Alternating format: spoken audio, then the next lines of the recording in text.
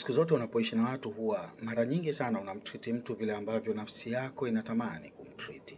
Unamhandle, unamjali, unamthamini, unamheshimu. Kwa hiyo zile treatment nzuri ambazo we unahisi kwamba nastahiki kumtreat huyu mtu, basi ndizo unazotumia kumtreat. Lakini baadaye maisha hubadilika kutokana na yule mtu anavyopokea zile treatment zako, ile thamani unayompa, vile ambavyo unaishi naye. Kwa hiyo jinsi anavyopokea ndo kuna kubadilisha na kukufanya wewe umtreat yule mtu kama vile ambavyo yeye ametamani kuwa treated na wewe, kama vile ambavyo yeye ametamani kuenziwa na wewe, kama vile ambavyo yeye ametamani kuthaminiwa na wewe.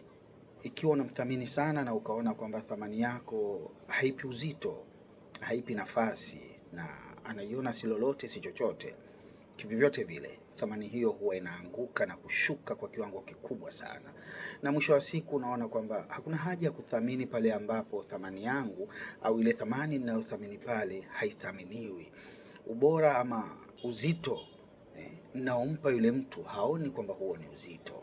Vile ambavyo namjali haoni kwamba namjali, au haoni thamani ya mimi kumjali yeye. Kwa hiyo lazima na wewe utadrop vile ambavyo ulikuwa unamjali, utadrop vile ambavyo ulikuwa unamthamini huyo mtu.